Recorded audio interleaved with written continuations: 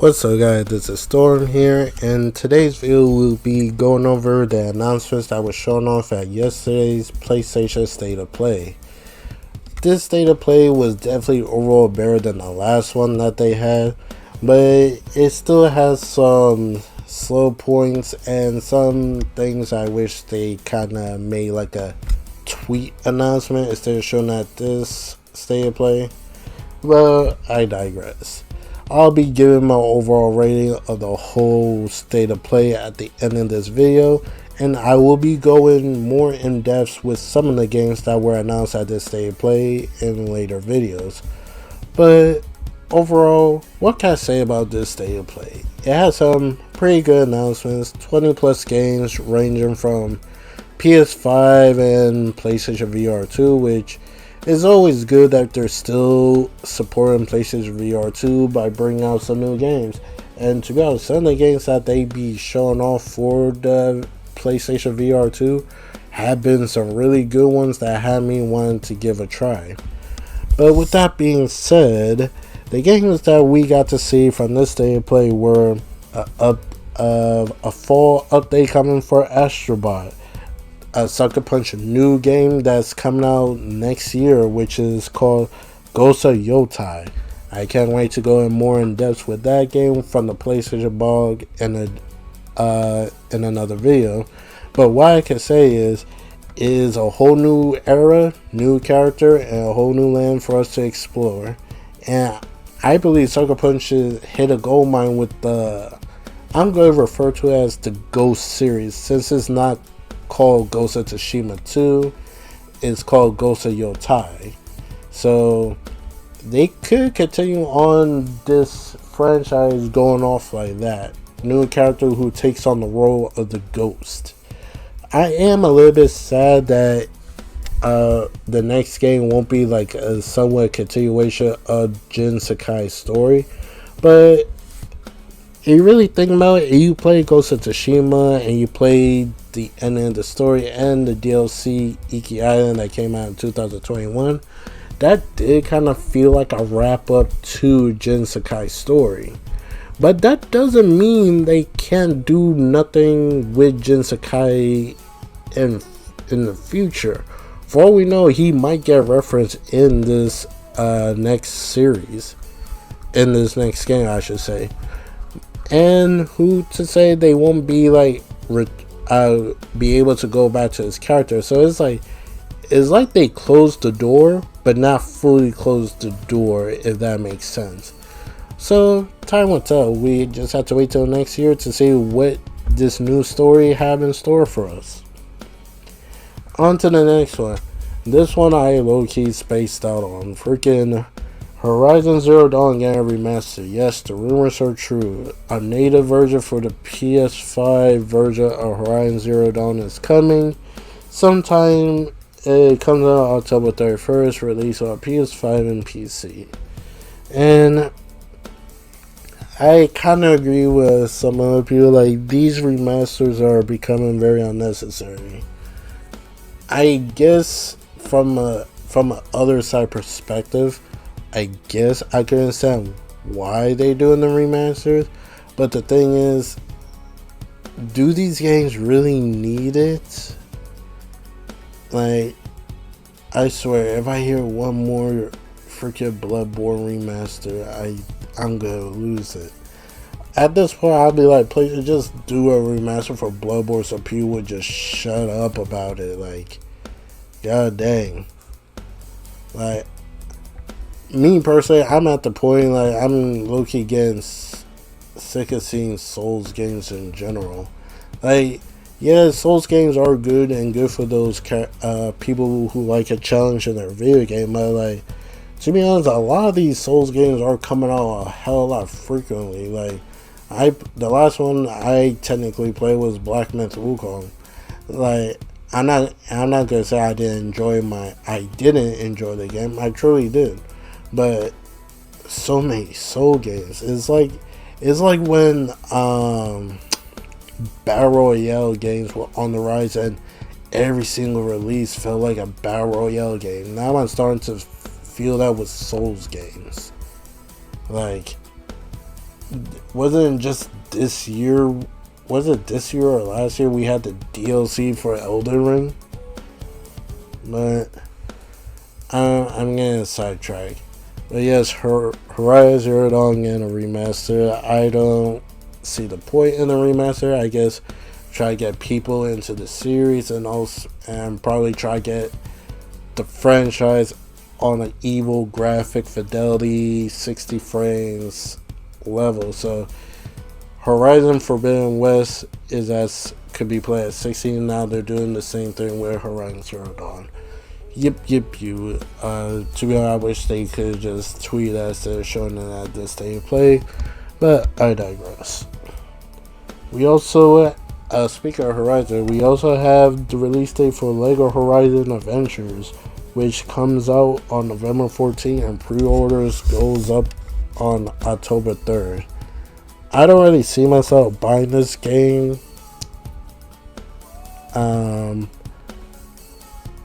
I play Lego games, but I don't know if I want to play like a Lego version of Horizon, honestly. It definitely will be a fun game to play with your family or kids and whatnot. Just not a game for me personally. It'll be releasing on the PS5, Nintendo Switch, and PC, I believe. I don't recall if I saw it for the VR, for the PS4, but we'll see when it comes out. Mark Cerny came out on stage and he showed off basically a whole bunch of different developers coming out who are using the PS5 Pro to enhance their games. They have a PlayStation blog of the different companies that are praising the PS5 Pro, what it's able to do and stuff. So I would say what those developers said in a different video, but yeah. PS5 Pro, at the time of this recording, pre-order would go up by sometime tomorrow. No time when. I'm feeling they're keeping the timing of when the PS5 Pro will be able to pre-order on a little bit hush-hush, so just to prevent anybody that trying to scout the game, but we'll see. New plates and controllers coming to the PS5. We got the Chroma collection, and they are coming out sometime this year. We don't have a definitive yet, but looking, the Chromas definitely look good. Give it a shine, shimmer, and shift colors in every angle. You'll be able. They come in like a greenish, whitish, and a bluish. So you want those Chroma plates and controller? There you go. They also said the games that'll be coming October 1st for PlayStation Plus. The games that we get for PlayStation Plus for the month of October, we are getting WW 2K24. We are getting Dead Space Remake and Doki Doki Literature Club Plus available on October 1st. So if you're a fan of Dead Space who wants a horror thriller to play, especially for the Halloween season, you got Dead Space Remake. If you're a fan of the WWE Wrestling League, you got WWE 2K24. And if you're a fan of those story type of games, you got Doki Doki, and a fan of anime. But not only that, coming to the premium and extra edition for PlayStation Plus for the PlayStation Classic collection, you're getting Dino Crisis and Blood Omen Legacy of Kain. And the amount of people that have been asking Capcom to do like a remake or remaster for Dino Crisis, it's been absurd. But now that you're going to be getting on a PlayStation Classic, I know sometimes they do games so like you don't have to subscribe to the Plus to get it. So there's a chance that you'll be able to own it on the PlayStation Store for like $10. That's normally how the price is. But we just have to wait and see till we get to October to see how that's going to be looking. The developers of Alan Wake 2 have announced their next story expansion. which is called The Lake House. Set in the eerie new location of the shores of Cauldron Lake within the Federal Bureau of Control Research Station.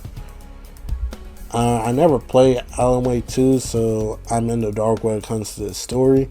But for people that have played it, I know I've seen people that are excited for it, so we gotta wait and see how that looks. We got a new game called Archie Age Chronicles, featured an online action RPG in the latest installment in the Archie Age series, promising action-backed combat, rich storytelling, expensive exploration when it launches sometime next year on the PS5. I don't think this is exclusive to the PS5. I'm assuming it's on other platforms.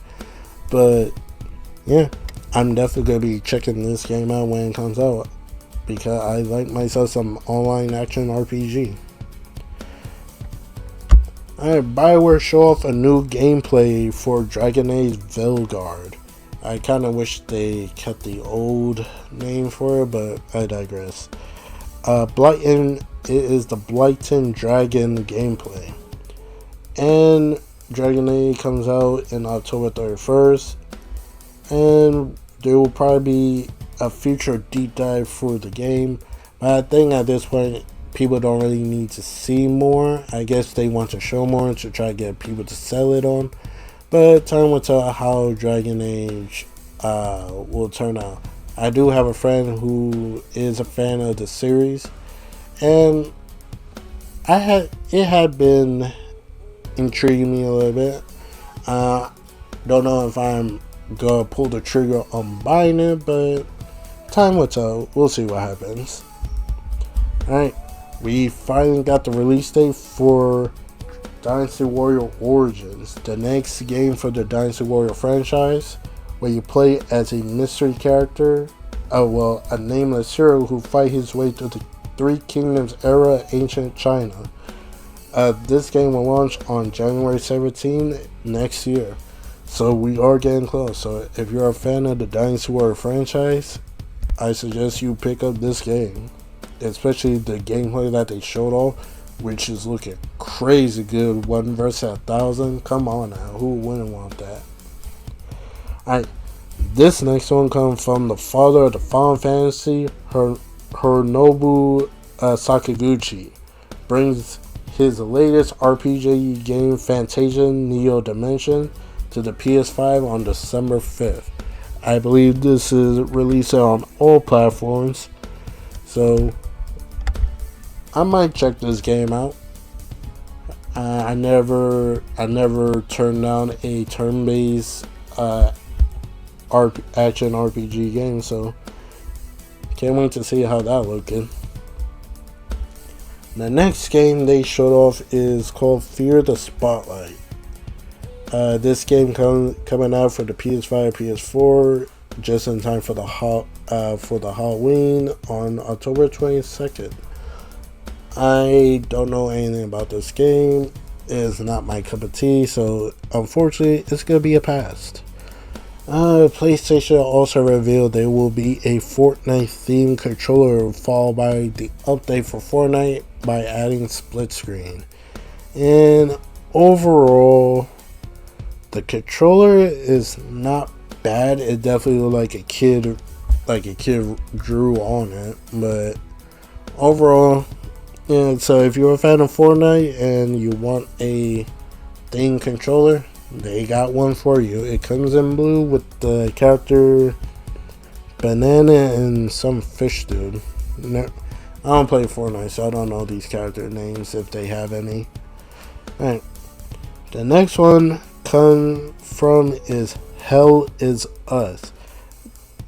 From the gameplay I've seen, it does look like some type of a Souls game, honestly. I could be totally wrong, but it just gave me off that vibe. It comes out, there is no official release date for it yet. I'm assuming it could come out next year, but this is just their first announcement of the game, and when they show off the gameplay. Overall, the gameplay does look pretty good, look pretty polished, so I guess we'll just wait and see how it turns out.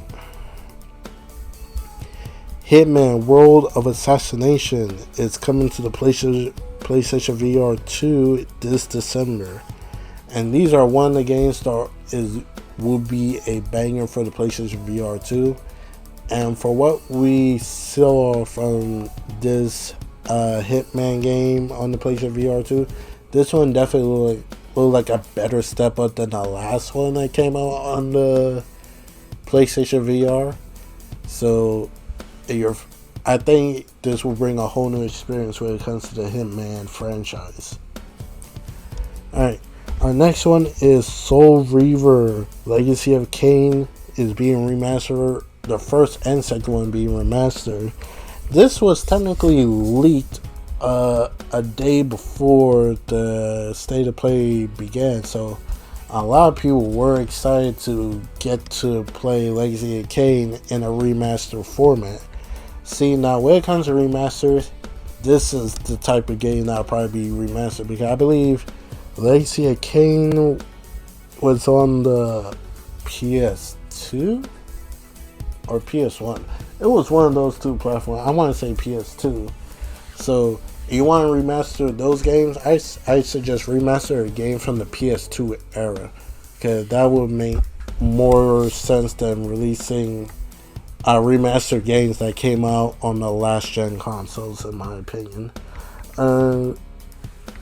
Soul Reaver will be released on the PS4 and PS5, which launches on December 10th. So if you're looking forward to that game, there you go. We got another remaster called Lunar Remaster Collection, returned to the PlayStation after 25 years. So I guess this will definitely fall into one of the games that would definitely need a remaster, since it came out 25 years ago for the franchise. In this collection, you will get Lunar Silver Star Story Complete and Lunar 2 Eternal Blue Complete. This game will have improved visual and host quality of life changes. No official release date for it yet, but I'm assuming it could come out sometime next year or the year after. Another PlayStation VR 2 game that's making their way is Metro Awakening. We finally got the release date for that. It's coming out November 7th. So if you have a PlayStation VR headset and you're a fan of the Metro series, this is the game for you. I never got into the Metro series, funny enough, but I did like what I saw from the gameplay. So if I ever get a VR headset, I could definitely pick this game up. My fellow hunters, we finally got the release date for Monster Hunter Wilds, that will release February 28th next year. And Capcom have shown off the flagship monster for this game called the White Wrath. I will be going more in-depth video for Monster Hunter Wild in the coming days, so hopefully the PlayStation blog for it has some new information on it, because I am definitely curious what kind of monster this is, because I'm wondering if it's stronger than like Monster Hunter World flagship monster, which was near Gigante, and he was just a ruthless monster who would not give you no breaks. So I am looking forward to this one. Alright, this was definitely surprising. Power World is coming, well, it should be out right now on the PlayStation console. But it's kind of funny that this is coming out on the PlayStation, even though right now Nintendo is suing them for copyrighting their characters and stuff. So it is very interesting that it's coming to the PlayStation, even though they are going to be dealing with legal trouble. So yeah, it is a very surprising thing to see. Is right now it's on the PlayStation Store for $30. So I would play it, but I think I want to wait and see how do this legal battle with Nintendo they have with ends, because I don't want to buy a game then next thing you know it's get delisted because Nintendo sued them to remove the game for copying off their Pokemons, and they are Power are using items to capture the monsters, which to be honest definitely resembles freaking Pokeballs. Alright, our next one is a DLC for Stellar Blade. Shifter have announced that they have a collaboration with the developers of Nier Automata. Yes, 2B will be coming into the Stellar Blade along with photo mode. So, and a brand new and a whole bunch of soundtracks. So, if you haven't played Stellar Blade, I think this will be a good motivation for you to play. I might play it again just to see what to experience in with the 2B collaboration. No date for it yet, but can't wait to see when it comes out. Most likely it'll be available sometime next year or probably in the fall season. And you'll be able to listen to the full soundtrack on over 30 streaming platforms across the globe. So there you go. We got a brand new game for the PS5 and VR 2, which kind of threw me for a loop because I was like, what the hell am I looking at?